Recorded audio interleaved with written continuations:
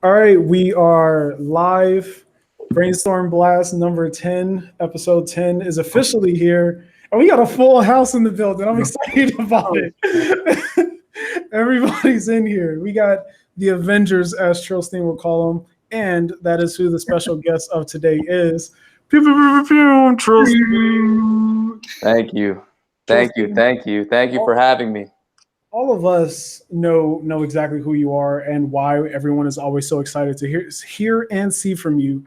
But why is it like that for everyone? Who exactly are you, man? It's a good question, Miguel Johnson Jr. Rico Click, sales funnel god. First of all, before I talk about me, I just want to say I'm a huge fan of the show. I listen to every episode, and I love it. I love the way you were inspired by Patrice O'Neill. Rest in peace. Anyway, love the show. So who am I? My name is Michael Grossman, but I go by Trillsteen now because I was nicknamed that by Brandon Carter, who kind of connected all of us in a way. I am an internet marketer, copywriter, public speaker, event coordinator, and most recent passion has been dancing, Brazilian jiu-jitsu, and my main movie ending is winning an Oscar, so acting. So I'm a man of many interests, Miguel. Bro, that's like it makes you interested in having all of those things that you're constantly working on. You have one of the most diverse lives of anyone I think I know. Like, you literally do so much. Thank you. Thank you. Yeah, and for those who don't know, Trillsteen was actually my first copywriting coach. So all of the basics, which is like the most important part of copy, I learned from Trillsteen, and then both of us share advanced tips with each other.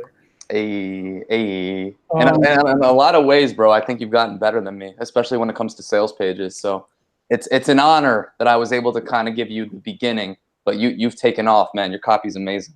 Yo, thank you so much. I took, you know how like they say like you can hone like multiple different parts of copy. Yeah. I went after sales pages, but like something I will never be. I don't know if I'll ever be able to pass you up in is email. Email's my thing.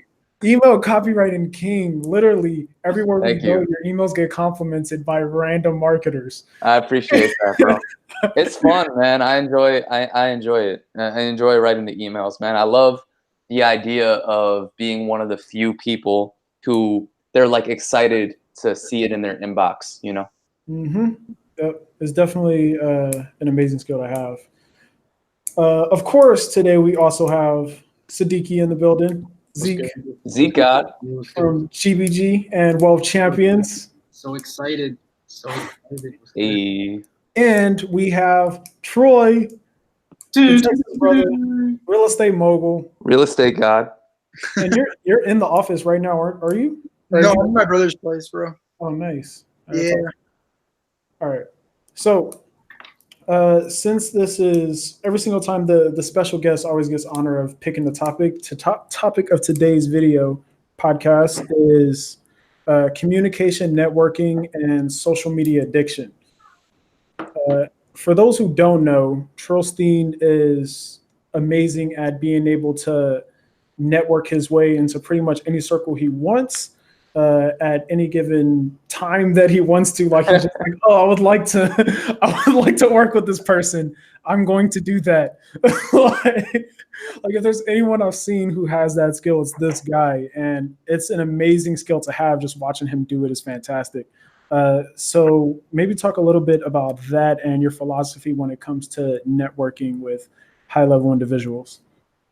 Yeah, I'd be happy to. What's interesting about it, man, is I definitely like grew up as somebody that felt awkward, like a kind of social outcast in school. Yeah, man, I never really, there was one, I told Zeke about this because, you know, Zeke has been helping me with my Instagram in addition to meditation and dating. But Zeke inevitably becomes everybody's therapist, right? And I'm not exempt. Like you just be talking about like the weather, and then all of a sudden, like, yo, and then this happened to me when I was 7, and Zeke's like, and then Zeke was like, I understand. And it's like, you know what I mean? So anyway, I was telling him about middle school, and just like there was one day in particular I remember where I had 2 sets of friends. Like I was accepted by everyone for a little bit of time. And then there was one day where I got like kicked out of both tables I would sit at. And I had nowhere to sit. And there were like 2 rooms. One room was for like, I guess like the cooler people or whatever. And I had like my pick of where I sat. And then there was the other room where like kind of like, you know, unfortunately, for lack of a better terms, in an immature way, where all the losers were, right? So I had to walk into that room, and I remember fucking crying that day, man. And like I was like, I had so much resentment and awkwardness and so much fear of what everybody thought of me. And for whatever reason, I think that's come to be an advantage in the business world now, because it forced me to grow up and understand that, okay, let's look in the mirror here. Why am I not getting what I want in terms of social interactions and relationships? And I realized, and I forget exactly what year I realized this, I was being selfish in my interactions. I was giving with strings attached. And that's the biggest mistake people make when it comes to networking and trying to meet people, is they come into these relationships trying to get, even when there's a false perception of trying to give. So let me give you an example. The biggest way people try to meet like best-selling authors, social media influencers, whatever the case may be, they'll say something like, oh man, I would love to buy you dinner or buy you a coffee and, you know, pick your brain. And like, they think they're being like, they feel like that message is generous in nature, but it's really not, right? It's really selfish. You are buying the expected return of them giving you what you want, which is like being their friend and getting accepted into the parties or the inner masterminds or whatever the case may be. So my number one tip for networking in social circles is always give with no strings attached, and make it very easy for the person you're talking to say yes. Make it beyond easy for them to say yes, man. Like,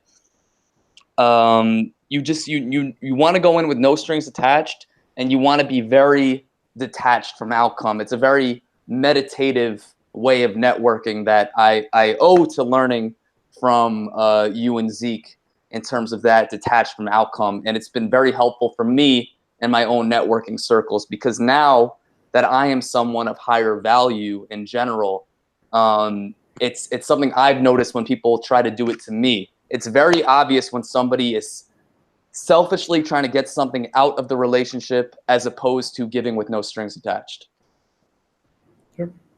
That is extremely powerful, that you're literally just moving through a state of how much can I give this person, naturally knowing that like relationships are going to be built off of your generosity. Yeah. That is basically what I'm hearing, and that's amazing. Yeah.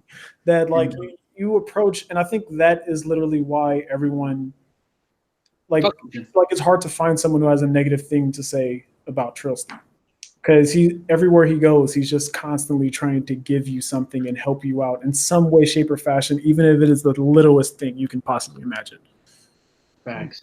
And I feel like maybe in the beginning, like Trill might attract like someone who's like a kind of a leech, but like he has kind of like, he knows how to spot those people out now. And then it'll only be good people because he's vibrating on the frequency of just goodness and abundance. So that's why he's where he's at right now. So Trill the God. Okay. Have you ever seen anyone who tried to immediately just take from you and they somehow made it into your circle? Like, is there any situation where that works? Like all the people constantly trying to like buy entrepreneurs coffee. I mean, it can work, but you know, it's very easily sniffed out. I mean, relating back to games, Zeke, it's kind of like the guys that, you know, they might have the right words at the right time, but if they don't have that inner foundation, they're going to be exposed at some point. Like I remember for me, because I went through that kind of phase. I see my man Troy nodding with that fish tank. Mhm. But I remember for me, I went through this phase in terms of my relationships with women growing up. So I was the guy that every girl was like friends with in middle school, and then when things began to escalate, it started with confusion because all these girls were dating these assholes and jerk offs, and they were complaining about it to me. Like, man, I just really want a nice guy. And then I'd be like, well, that's weird. I'm right here. So at first I was confused, right? It's like, that's strange. They don't want the Disney princess. That's confusing. Disney prince. That's weird. And then it turned into resentment and like the high school, like, man, these bitches, like, what the fuck? Like, they're so stupid, blah, blah, blah. And then I became resentful. Then I began acting, right, as if I was the jerk. Well, if they want to jerk off, I'll give them a jerk off. And again, exactly the same way that it works for a little while, you know, if you do that fake generosity thing, but eventually you're going to be exposed for who you are. So a much better strategy than to fake being a jerk off or fake being actually interested in an entrepreneur when you really just want some tangible benefit is to be who you are genuinely with whoever you are congruently as a person, and then let whoever will be attracted to that naturally be attracted. Because as they say in court, to be a liar, you have to have a very good memory, right? So to be inauthentic, you have to be a very good actor. But like, it's going to be a lot easier if you can just be yourself and then naturally attract people, you know? So to answer your question full circle, I guess it can work in the beginning, but they're going to be exposed pretty soon. I like that. That's a very good explanation. That makes so much sense. The court analogy was beautiful. Thank you. I heard that one from Judge Judy. Shout out to Judge Judy. Really? Wow, damn. She's a fellow Jew, man. She's Also, badass. I think Zeke's got that kombucha on him. He's got that booch right there. You can't sleep on it, bro. He's got You can't that sleep on him. Brought you and sponsored by. cayenne. Is it got cayenne in there? Hell yeah, but That's awesome. just to add on to what you said, Trill, it's like I'd rather be around a person who's an authentic asshole Yeah. than an unauthentic good person. You feel me? Yeah. Like I'd rather know that they're like a douchebag just from the get go than Because then you can predict how that person's gonna act. I think the thing about people being inauthentic is that they're random. Like you can't predict any of their actions because they're already like fake in that regard. I've seen that in the business world too. I have a guy that pretty much he's really big in the commercial game, but he pretty much tells everyone he's not loyal to anybody. He's loyal to the dollar. But since he's so open about it, I have more trust for him. I expect him to be the first person to fuck me over if something were to go down, because he's open about it. So I trust him more, you know. Whereas all these other guys that are saying, you know, I'm helping you. Those are the ones that are fucking you over, and it always happens. It just happened recently to me that the most genuine guy was the guy that was incongruent and ended up fucking us over, and you didn't see it coming because he tries to put on this front of I'm the friend. Wow. Yeah. Yo, if someone told me like straight up to my face, I'm not loyal to anybody. I'm loyal to the dollar. I'd probably laugh. That'd probably be my first thing. Yeah, I mean, I don't do business with him, but at least I respect him. I mean, I would respect him more than the guy that says they're incongruent. Really. Mm-hmm. Okay. All right. So, Trillsteen, I'm curious, what are some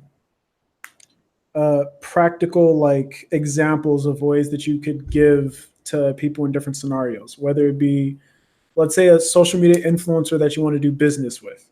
Mm-hmm. Since that's the primary amount of my audience who are entrepreneurs, how would you approach that? Sure. So, well, tip number one is do your homework, right? Don't be that guy that copy and pastes like the same message. One second.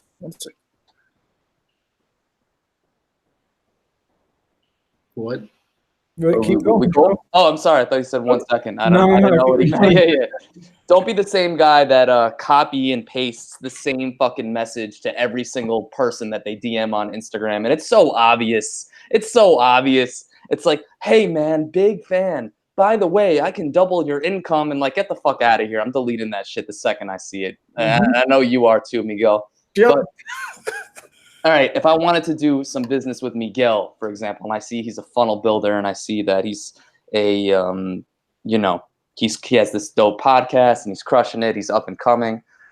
I might say something like this. Hey, Miguel, first of all, huge fan of Brainstorm Blast, the episode about the cocoon and butterfly phase. Man, I really felt that. Right now, I'm in a butterfly phase, and I'm really excited about life. That's the first sentence. So I see Miguel smiling, and now, like, listen, from just the first line, I've already got a little hook inside of him. But wait, Miguel, before I even continue, tell me why like that made you smile. Cause it, like, if someone were to hit me up with something that specific, it lets me know that they're actually like watching and listening, which I always find like is always like that doesn't get old. Like, I never take that for granted. So I would be extremely appreciative of an approach like that. Right, exactly. And again, I'm giving now with no strings attached. That's a genuine compliment, right? Start with a genuine compliment. That's your first line. Your second line is going to say something like this. Well, the reason for this message, because bam, now we're getting direct, right? Well, the reason for this message is I went to salesfunnelblueprints.com, which I believe Miguel is a lead magnet, or perhaps it's a course or something like that. And I noticed that there was some missing information in the copyright infringement part of your page. And I actually specialize in preventing people from getting sued and getting in trouble legally, because my background is in law from the University of Pennsylvania. I already wrote up a sample of what you can slap on your page to prevent you from future legal issues. You can use it, and if you want to use it, go ahead. Happy to help.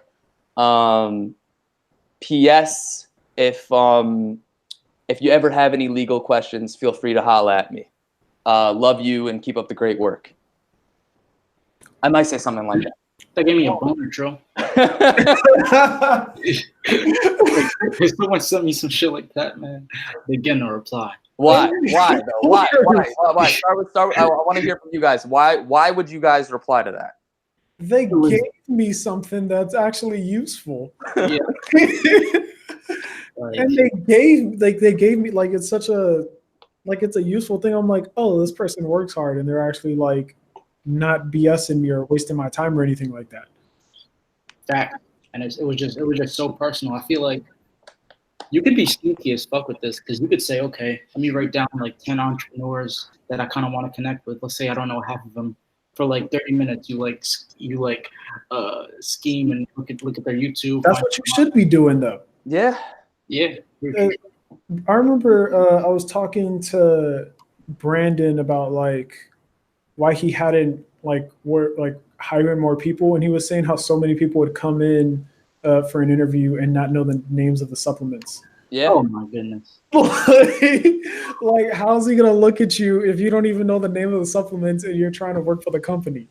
It's ridiculous. Wait. Common sense ain't so common, man. It's not.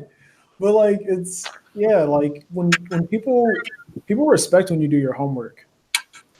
That's always appreciated. And that's the structure that I would recommend to people is do your homework, and then your first line should be a genuine compliment that shows that you've obviously digested your content. And the second line should be the reason for the email, and ideally you're giving them some sort of value, right? And then you can give a subtle flex inside of that. Like, well, the reason for this is I noticed something on your page, and I happen to have a background in XYZ. So here's something for you. Here's a gift with no strings attached, right? I've already done it. You know, here it is. Take it. And then like maybe like a mini ask at the end, right? Like mine was very soft. It was like, well, if you have any questions, but I easily could have said, you know, P.S. I also have a podcast and would love to have you on one day. You know, if you have I'd love to have you on one day. If that sounds cool to you, That let me know. sounds like another give. Yeah. Yeah.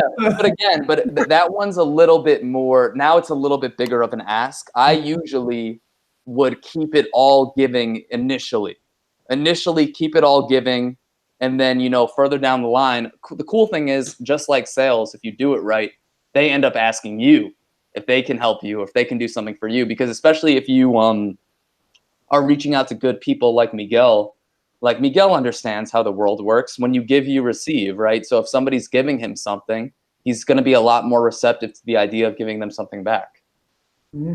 Literally every person who hits me up and just sends like compliments about the videos or anything like that, anytime they ask a question, I answer it.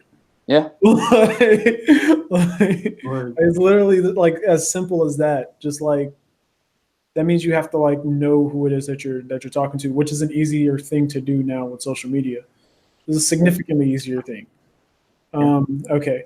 Now there's something that you brushed up on and then sort of just diverted the topic back to the original topic at hand. But you were talking about the cocoon and butterfly phase. Bro, yeah, it was though. Shout out to Troy. Is this water fountain? Is that loud, deal? Can y'all hear that? Cool. I think. Yeah. I don't know. No. Tell me Troy not looking like a superhero right now, like his name. Oh man. I don't have the red ones like you, Zeke. You still looking fly, bro. I got the clear ones. The little thing that's your fucking hair. I got it. The Superman curl. Yeah. All right. Cocoon and butterfly phase. Mm-hmm. What is that? Yo, I learned it on the podcast, man. I learned it from you guys. I feel weird explaining it to you. Okay. How did I interpret it?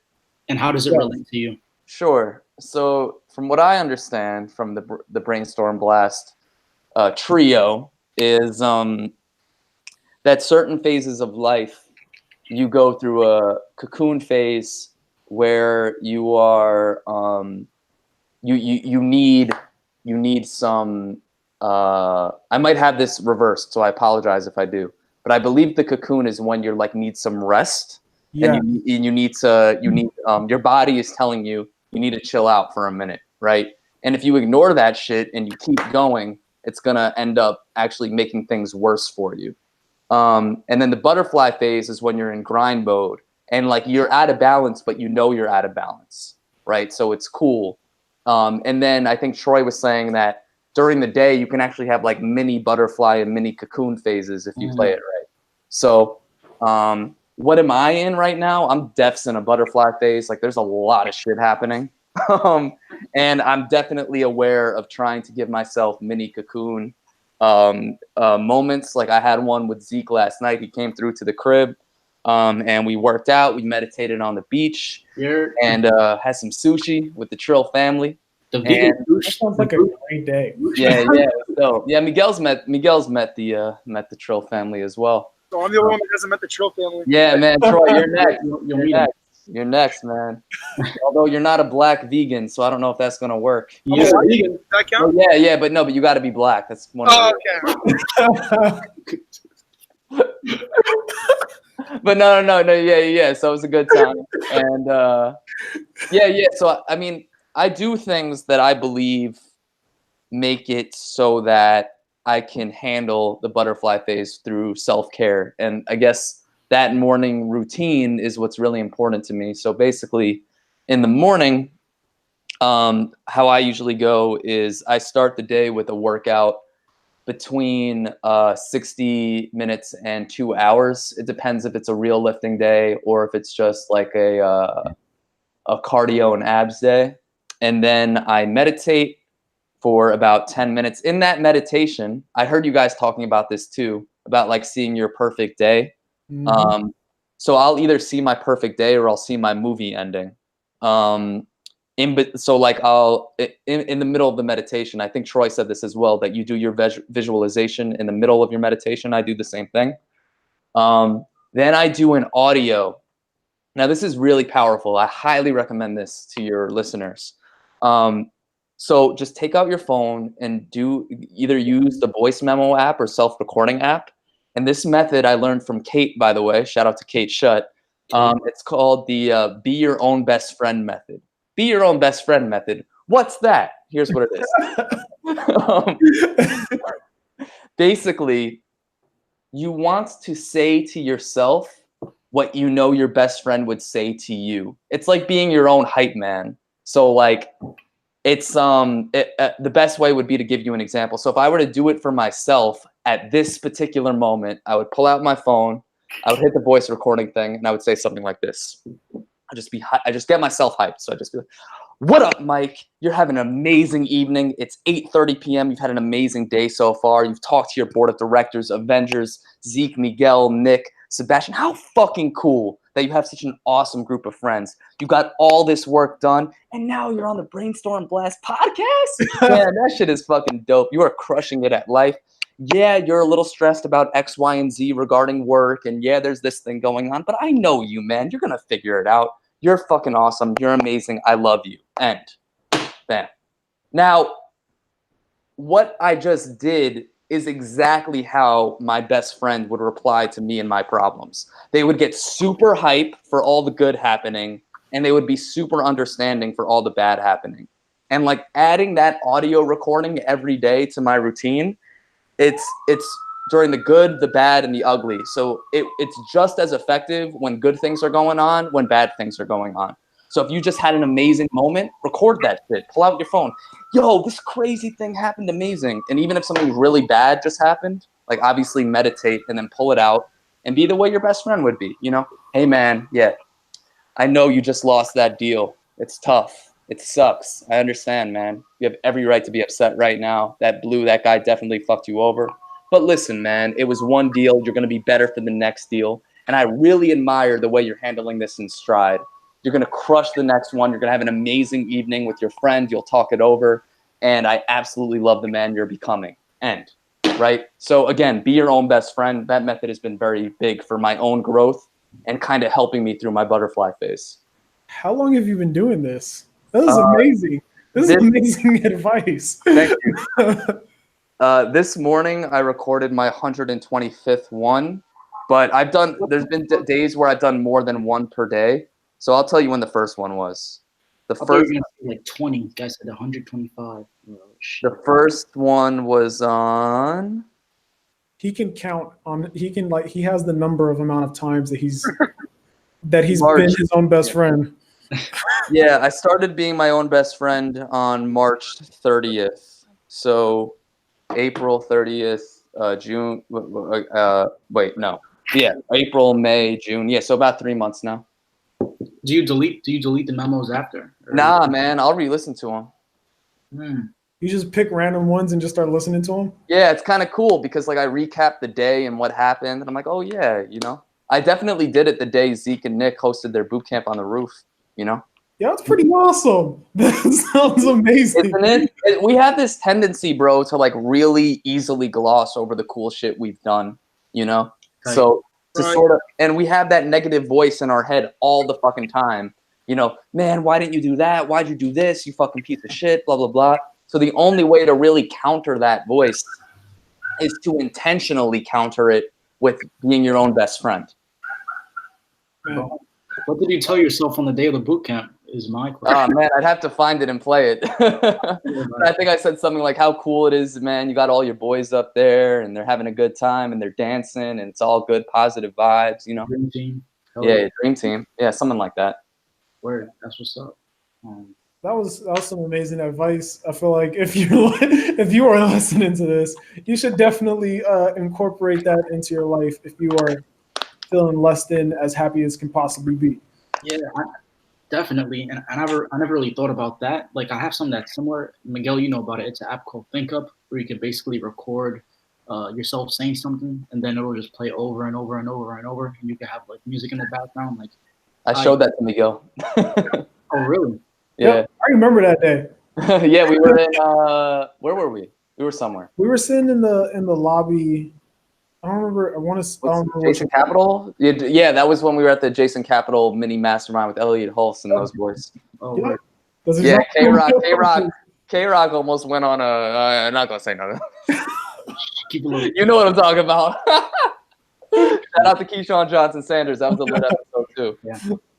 But wow, Trill, I didn't know that you put Miguel on Think Up. So tell him what Think Up's about, Trill. Tell him about Yeah, it. this is another thing I got from Kate. Shout out to Kate Shutt, man. Kate told you about Think Up, bro. Yeah, man. Kate is the GOAT, bro. Kate is a change coach, for those of you wondering, like a life coach, but she calls herself a change coach. And now, cool enough, Zeke is running her Instagram, which is dope. She's a TEDx speaker, guitar player, amazing human being. Anyway, Think Up is an app where you can record,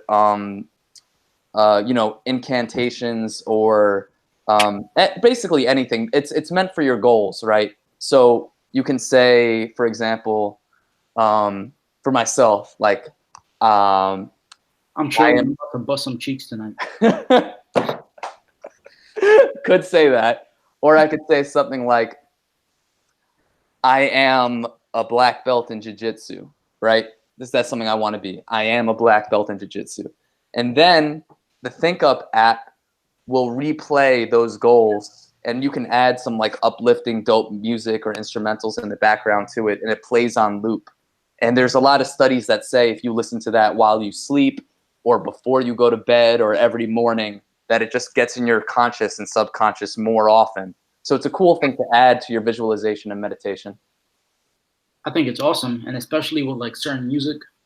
Yeah. Like Miguel has talked about this on his YouTube, like negative things, like I'm a thug. When you're listening to that kind of music with the music, yeah, kind of just vibing out to it. When you're vibing out to something, your subconscious is like on the forefront, and you're basically allowing your subconscious to get basically altered by whatever music. So that's basically the ultimate weapon by switching it on society and just listening to good shit. I love myself. I'm divine. All that stuff. Yeah. So you wear the headphones when you sleep? I don't. I did it for a little while. I would play it while I slept. But now I just kind of do it separately. Yeah. You don't get into as deep of a sleep when you have that going on in the background. Yeah. Yeah. I have the y'all know Joe Dispenza? Yeah. I think so. No. I've been doing his meditation. Some meditation that I found, they actually deleted it from YouTube, but you go into like a very, like your brainwaves feel different. Like you feel like you're almost asleep. It's like a very deep meditation, and I've definitely noticed like a stronger impact in terms of like the impact it has when you're doing the visualization or the change or rewiring your brain at that point. So I could see how like the sleeping could play the same role. Mm-hmm. Yeah, there's like it's like the first 20 minutes and the first 20 minutes when you wake up, the last 20 minutes you go to sleep. You're in that same brainwave state that you're in when you're in like super deep meditation. So like the same way by like visualizing your goals at that point is like super beneficial. It's the same thing with like if you were hearing like positive things in those same states. I've heard between 3 and 5 a.m. too. Yeah. I don't know if I've heard that. Yeah. You heard that? I've heard that too. I don't know how accurate that is. I heard like the super time is at 3:33 a.m. That's when you're like most connected to like the other side, like the subconscious realms, like the non-physical. So like at 3:33, like some people wake up and do meditations or try to connect more to their inner self and stuff. So like that's a good time. Just have to say that. I believe it. I believe it too. What about you, Trill? Don't put his beliefs on. No, it sounds dope to me, man. You know, I'm very new to all this stuff, and I fuck with it, so I'm just taking it in. You know, I'm a recently converted reality trans surfer. So, Oh shit! yeah, man. How far are you in that book, by the way?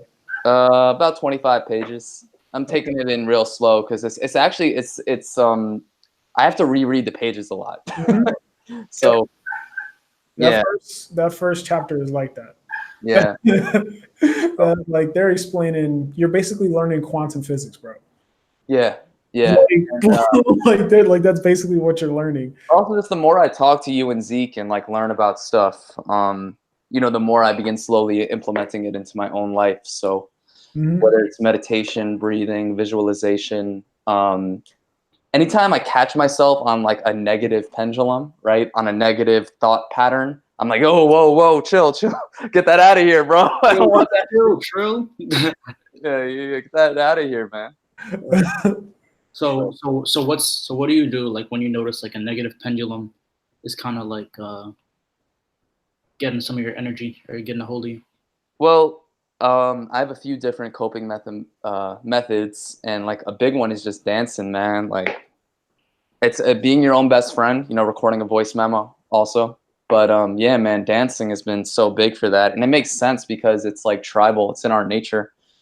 Human beings used to just be around a fire and they would just dance and smash. So, you know, yeah, man. So I'll play. Like the reason you heard Crank That was before I hopped on this call, I just did a mini freestyle, man, because I just knew it would put me in a good headspace for this.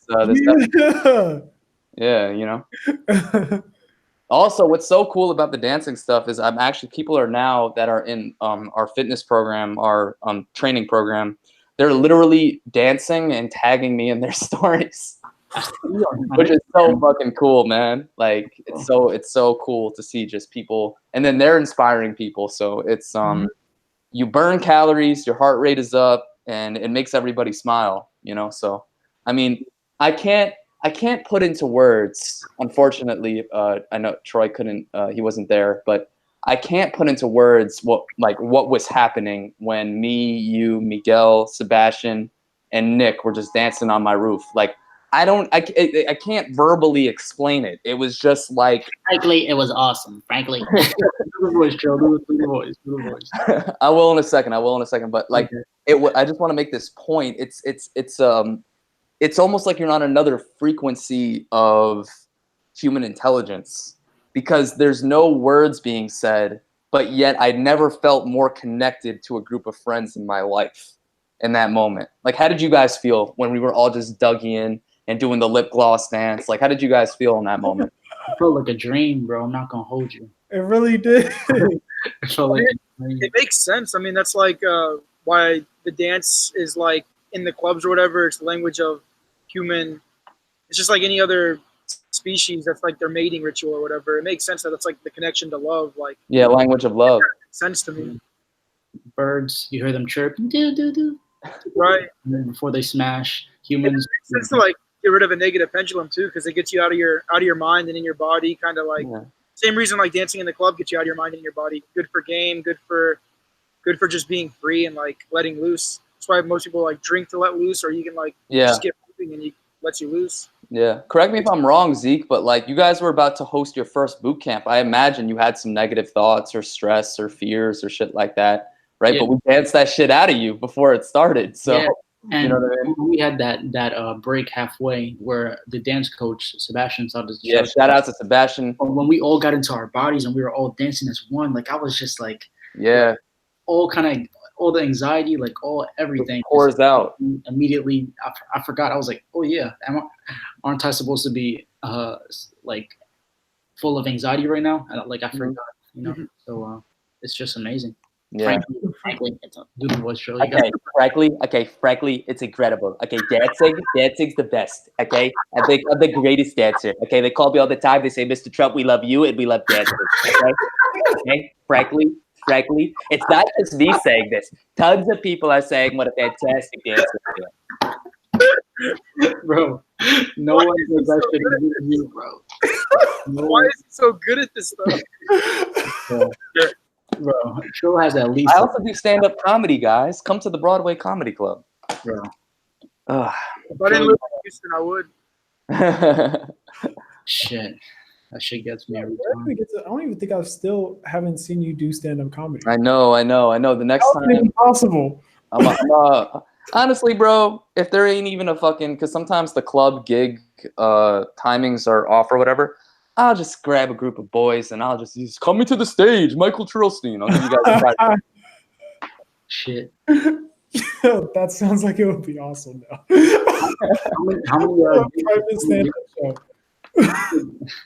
How many gigs have you had so far, Joe?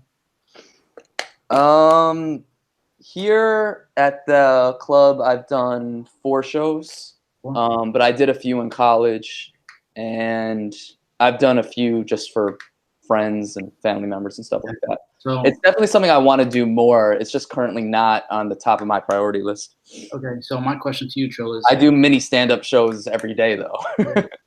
you just did one just now. Trill, how do you handle the anxiety when you're doing stand-up comedy? It's a good question. I mean, it's not very different from public speaking. It's actually the same thing. Public speaking, acting, even being on this podcast to a certain extent. I mean, the only difference is we don't have a real, like a live audience in front of us. So to be honest with you, man, like that's something I'm natural at. Like I definitely have improved in it, but I naturally just love it. It's my favorite thing to do, being in front of crowds. Even when I've bombed in comedy shows before, and it was tough. Like it was tough, you know, but like that ain't gonna stop me from doing it again because it's my favorite thing to do. So how do I deal with the anxiety? I guess I breathe and I prepare, right? I know what I'm gonna say. I've practiced many times, and here we go. Like something's gonna happen. They're either gonna laugh or they're not gonna laugh. Very similar to we're either gonna get hit by the water or we're not gonna get hit by the water. Last night, to give you guys context, me and Zeke were on the beach, and he wanted to get content on the rocks, but there's a lot of waves coming in. So Zeke's like, "Yo, if we go on those rocks, is the water gonna hit us?" And I was like, bro, I don't know. I don't know. The universe will tell us. We're not gonna find out standing here, you know. So we walked on the rocks and we got slapped. Like the water came and hit us. All our clothes got completely wet. But we got off and we dried off, and it wasn't a big deal. So you know, I deal with the anxiety by taking the hits, because if you don't take the hit, you're gonna regret it. You know. Said by that pain of regret lingers around much longer than that little sting of you actually doing the thing. Yeah. All right. Trillsteen, since we only have about 15 more minutes. Damn. I think this is a this is a good opportunity to touch on social media addiction while we still have some time for you to elaborate on it, or having a. I want to know how we can have a more productive and positive relationship with social media, where it becomes a tool in our lives, whether it be for business or for connecting with people that you actually care about. How do we lean more on that side versus the destructiveness of just aimlessly scrolling and wasting time? It's a good question, man. In fact, I believe it's the most important question for our generation. The first step would be to read Digital Minimalism by Calvin Newport. All glory to him. That book, I believe, is the most important book of our generation's time. If you are, it's very rare I come across someone that's our age or younger that doesn't acknowledge it's a problem, you know? But yeah, the reason it's so bad, man. It's so fucking bad. Like every day I get on the train or I go out and everybody's glued to their phones. People can't talk to each other anymore. It's part of the reason our country is so divided. Like, regardless of your politics, a big reason that people feel polarized and divisive right now is people aren't communicating to each other anymore. They're sending angry tweets to each other. They're DMing. They're hitting the like button. They're not communicating as humans. So how do we fix that? Well, step number one is I believe you gotta detox, man. You gotta detox from that shit, because odds are that your life would significantly improve if you stopped using it altogether, as opposed to trying to half and half it. But here's the thing. I don't want people to not use it because it's such a powerful tool, and it's the reason we're all friends, right? So a good first step would be to practice what I call AOB, which is airplane off bag. And basically all this means is when you commute to work or go to school, like let's say it's a 30-minute commute, just practice doing this one thing. Take your phone, put it in airplane mode. So that's the A. You're going to turn it off, which is the O, and you're going to do the B, and you're going to put it in your bag. Now, why do I suggest you do this? Well, the thing is, if it's in your pocket and you have all intentions to not check it, right, and you're walking and you're on the train, and, oh, dude, you're just going to get an itch. Oh, fuck, I got to check this, I got to check that. You take it out of your pocket. It's very easy to check. But if you do what I suggested, right, and you walk and you get the urge to check your phone, fuck. Oh, it's not in your pocket. That's right. It's in my bag. Now I'm reminding my brain that I'm not supposed to look at the phone, right? Bam. So I have one layer to fill. And I'm walking. I'm doing my thing. Oh, I got to check Facebook. Ah! Right? Maybe that happens. You put your hand in your bag. Now you're fucking digging in your bag. You find the thing.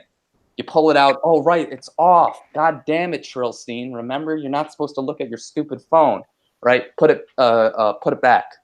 Bam, now you're on the train and like, I gotta look at Instagram thoughts. Right? Take out your phone. This time you turn it on, it's in airplane mode. Yet another reminder. So now, instead of having just I can fail by looking in my pocket, I have 3 layers to fail. And just try going a whole subway ride or a whole bus ride without looking at your phone.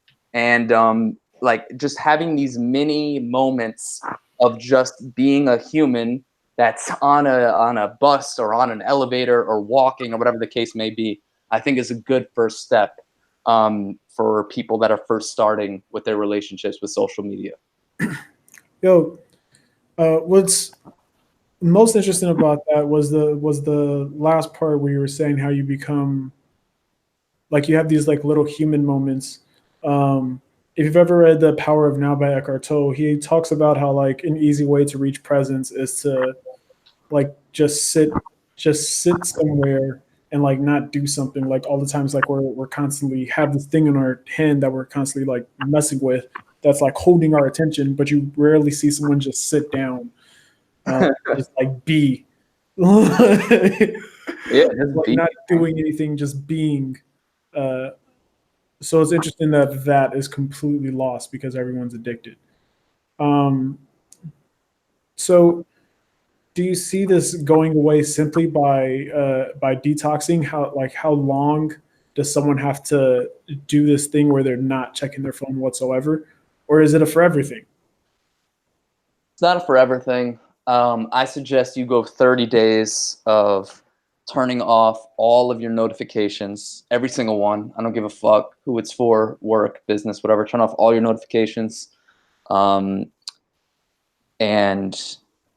start your like the first 2 hours of your morning, or as long as you can go, with your phone in airplane mode, and do that for 30 days and delete all the apps on your phone. Only log in through desktop, because through your phone it's mobilized to make you addicted, right? So it's actually harder for them to get you addicted through desktop. That's why Instagram deletes certain features on desktop, because they don't want people to be able to go live from their desktop, because then if they do, why would they use their phone? And then if they don't use their phone, they're less addicted to it. Sick motherfuckers. Yeah, exactly.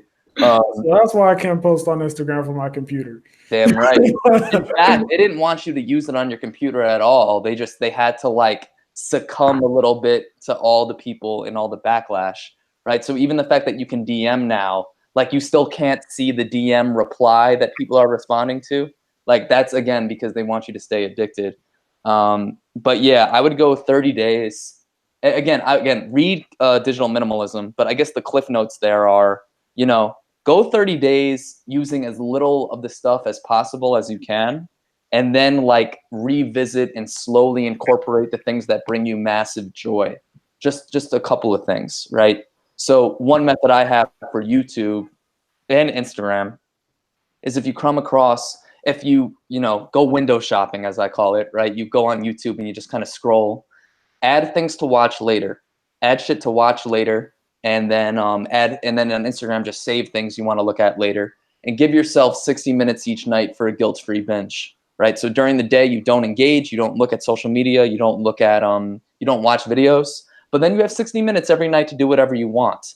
And then you can only really pick certain things to spend those 60 minutes on. And by the way, the thing that looked so cool that you wanted to watch at 1 p.m. at work isn't so appealing when you only have 60 minutes at the end of the day, and your brain has time to digest and prioritize what's going to bring you more joy. Mm-hmm. Boom. This is probably the most important topic you can possibly be touching on, because I don't think anyone doesn't admit that they always work better, or they're much more efficient whenever their phone is on airplane mode and in another room. Like, I'm pretty sure everyone's experimented with that, and you were always like more effective doing it. But it seems to be just like a commitment issue people have, I think. Yeah. What do you think? Where it's like people know, a lot of people are like you were saying, people are aware that it's a problem, but you hardly ever find people who actually do something about it. Like, it's rare to find like someone who's taking measures the way you're talking about in order to break that addiction. Why do you think that is? I mean, Zeke told me that it's like crack in the 80s, man. I remember the first time I talked to him about it, because I was talking about making it my niche on Instagram. And he was like, he was being a supportive friend. He was like, bro, I don't think people want to quit. Like, I think they want to keep doing it. And I think he's right. I think that's the reason, is that, and people like me, that are kind of like the one-man army, you know, like, hey guys, like, we should chill on this shit, you know? Like, it's a lot easier to dismiss it as, oh, like, here's the thing, most people saying it are older. Like, Cal isn't that old, but it's like people not on social media, and they view it as like the grandpa going, can't use social media, right? It's very rare that you have kids like us that are bringing it up as a relevant issue. So I think, like anything, man, it's going to take time, and it's going to take more people like us to voice it, you know, to voice it and say, hey, you don't have to not use it. In fact, you can use it for your benefit to put out an amazing podcast like Brainstorm Blast, or use it for Instagram videos that I make and inspire people. But, you know, the yin and the yang, man, like, it's a dangerous thing. It's a dangerous thing. And the biggest mistake people make, the number one mistake people make, is they go in to social media blind. They go in blind. All right, let's just log into Instagram and see what happens. Let's just log into YouTube and scroll around. Like, nah, man, have a fucking plan. Have a goddamn battle plan. All right, I'm going in for 10 minutes. I'm making this post for GBG.